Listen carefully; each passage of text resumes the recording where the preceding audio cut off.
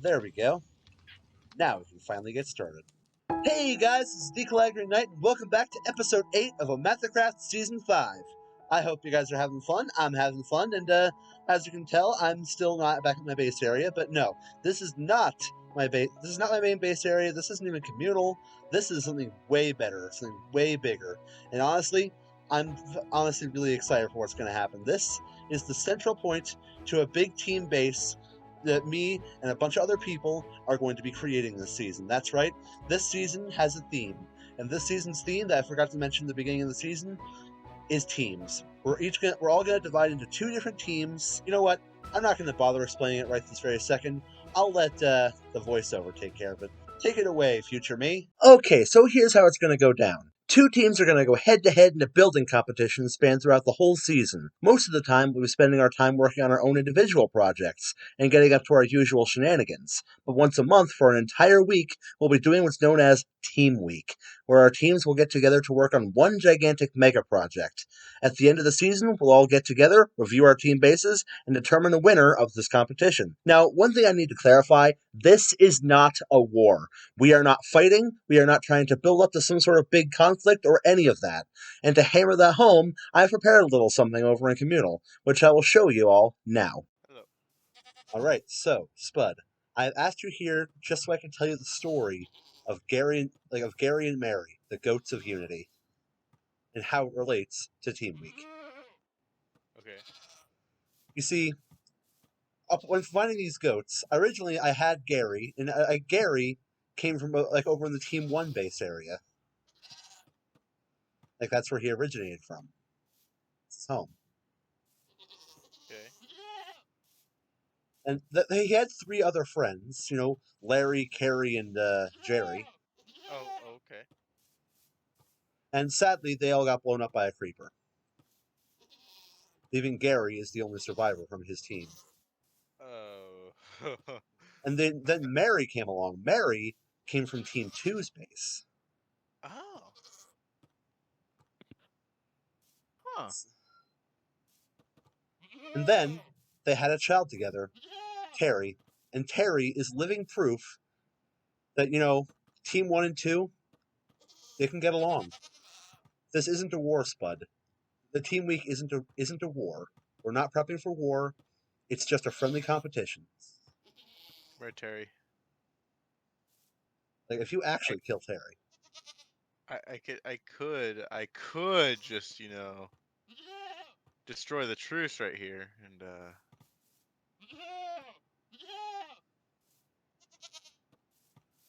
But why would you?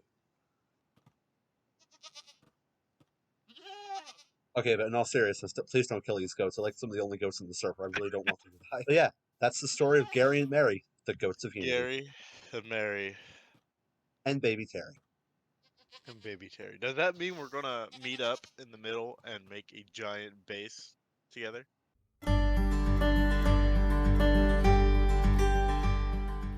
So yeah, guys, I hope you enjoyed that little explanation of, what's going on with Team Week and all that kind of stuff, and what we're going to be playing throughout the entire season. Hopefully it'll turn out great. Hopefully our plans for Team 2 will actually turn out really good. We actually have some really epic plans, and I'm really looking forward to seeing how this turns out, but also kind of dreading it because I'm pretty sure a lot of the teammates won't actually do their job. But, that's for the future to decide. But for now, we are in the present, and I have things I wish to do, and things we need to do to get this team base officially underway. And the first thing I need to do is find a good place to set up a lava farm. And yeah, I'm thinking a good flat area like over here or so? Yeah, this looks okay. I mean, it's not perfect or anything, but if we just flatten out a little bit, it should be good. So, allow me to just do that real quick. Isn't this just a much flatter and nicer area to work with, guys? Much better for a nice little lava farm. So yeah, what I'm going to do, guys, is I have a bunch of cauldrons over in... Is it this shulker box? No? But the dripstone is there, so that will definitely be useful. Let me just sleep here real quick, and there we go. I believe it is... Yes, it's in this shulker box, in which I have all those cauldrons. As you can see, I got a lot of cauldrons here, and a lot of netherrack.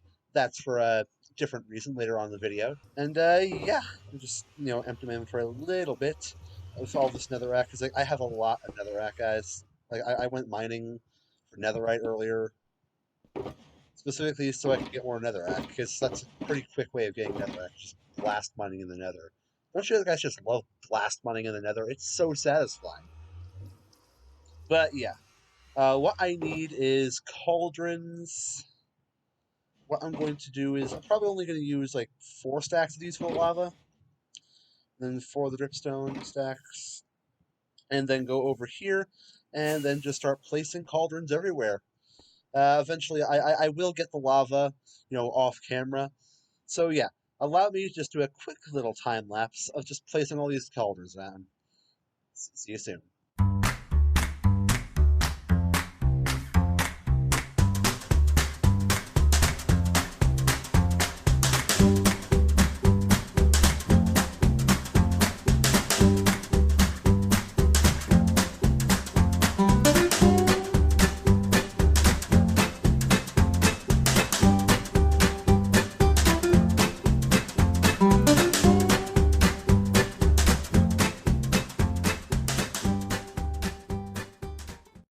Guys, I thought 4 stacks was going to be like just enough for this project, but I think this is actually a really good start so far. I might actually just go get the lava now and just start using this.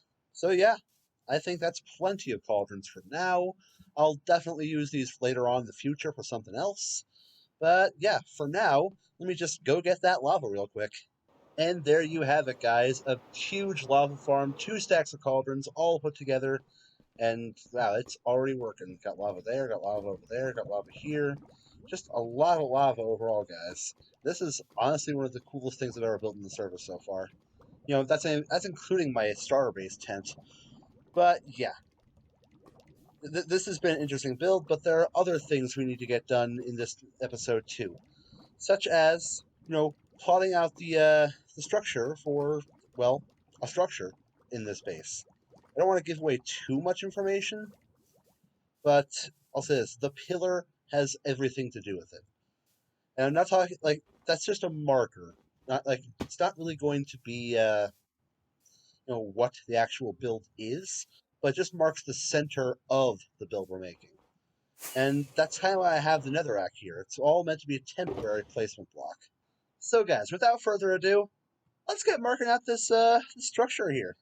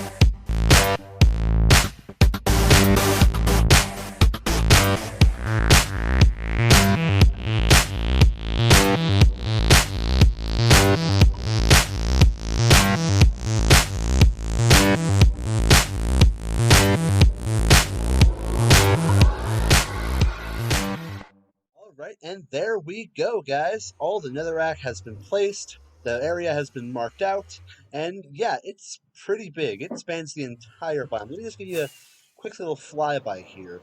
As you can see, there's like netherrack dotted around everywhere, all up until this taiga biome here. Like, as you can see, it just, where'd it go? Where did it go? Alright, found the netherrack at the end, guys. As you can see, it is a little bit into the taiga, kind of. Yeah, honestly, it's not entirely ideal, but, you know, it's all good. It's all good. But yeah, that's that end of the netherrack pathway. But it also, guys, extends all the way over this way. As you can see, I had to cut through the mountain here. You know, just because I figured, you know, it'd make it easier to actually place it.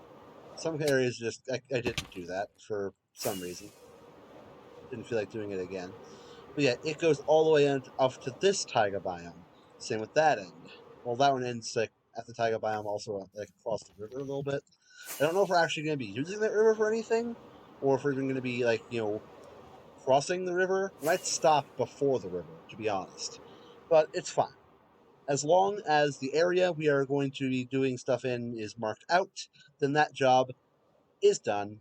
But let's be honest, guys. No one really watches this series to, you know, watch me place down netherrack or make lava farms or anything. No, you guys want to actually watch me build something, right? So, I have an idea for what I'm going to be building here.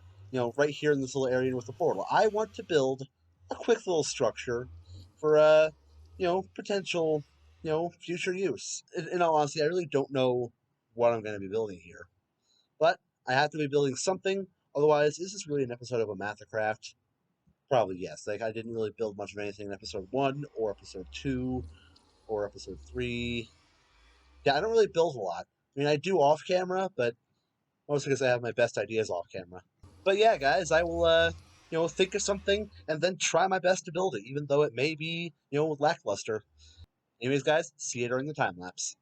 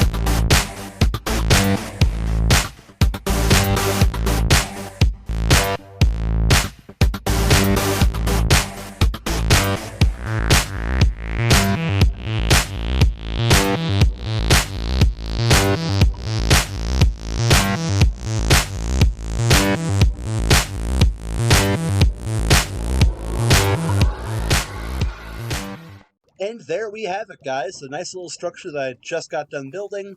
It's sadly, not my design. I borrowed slash quote unquote stole the design or copied the design from a YouTuber known as Sheep GG. They're a great builder. They do some amazing content, some amazing builds, and if this building here is of any evidence, they are very skilled at what they do. So really, with all sincerity, go check them out. But yeah, I built this off of their design. I modified a couple things. For instance, they used tall ferns instead of rose bushes. I decided to go for rose bushes for a little extra pop of color. And the other thing they didn't really include was, well, the top of their structure involved grass blocks, and I decided to use moss blocks because it's 117. Why not use 117 updated blocks? And yeah, other than that, I did screw up a couple things, and I don't know how I did it. It's kind of like some weird quantum level mechanics or whatever. And yeah, so as you can see, the inside is what I'm really most proud of here. They got these little nice chairs with these, the campfires and seats. I would have never thought about that on my own. Nice little, cooking area with a nice little stew pot, some furnaces here that we can actually use, and barrels for storage, and smokers for food cooking, and all that kind of good stuff. And honestly, this place is really nice. It's really quaint. It's a nice little starter base for someone. But in our case, it's not going to be a starter base. This is going to be like a storage hut for the most part. And actually, I have to build a storage, like an actual storage room for this, because let's be honest, a few barrels here and there and a couple chests doesn't really count as storage, does it? It'll store a few things, not going to lie, but let's look on the outside here, shall we? As you can see, most of these barrels you can't really reach thanks to these flowers, but these barrels here near the door, you can still access those from the outside, and that just won't fly. That will not cut it. So I'm just gonna go build a storage area real quick so that we can actually properly store our stuff instead of building all of our chests like way over there in the distance, as you can see over there. Yeah, like honestly, putting all our stuff next to the portal, not ideal. So I'm going to build a storage area right underneath this little house here, and I'll see you when I get back from building that. Okay, guys, I have done what I can with the storage hut, and let me just show you exactly what I've done. As you can see, you can walk right into this little house here, and oh, what's this behind this chair? You can just go right down here, and wow, oh my god, I love what I've done with this place. Honestly, I don't really love many of the things I build, but this feels special. This is great. I could live here comfortably, and I would not complain at all.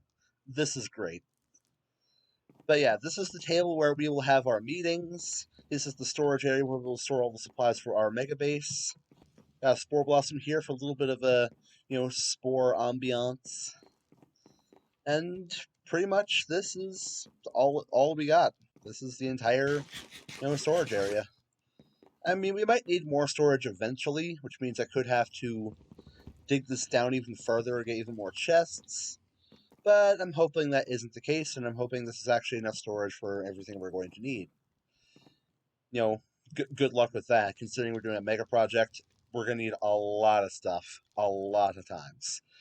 But yeah, I've done a lot of stuff this episode so far. A lot of stuff this week. Like, no joke, guys. This whole episode took like almost the entire team week to record. I've pretty much been the only one online doing stuff. Mech over there, he's on the other team. Shout out to Team One. Despite everything, this is still, we're still OmathaCraft. We're still all together in this. It's all just a friendly competition, as I explained to Spud earlier in the video. But yeah, guys, Team Two, despite having pretty much no one but me, there have been a couple other people. I've had Romeo have had, like Dean just showed up like earlier. Pyro sadly can't make it this time, and yeah, thankfully, I've done as much work as I can here, and I think that's actually a good place to wrap up the episode. So thank you guys so much for watching. If you guys enjoyed, be sure to like, comment, subscribe, all that jazz. If you don't, it's fine. It's your choice. I will not judge. And between you and me and the Spore Blossom, I thank you all one more time. Goodbye. Catch.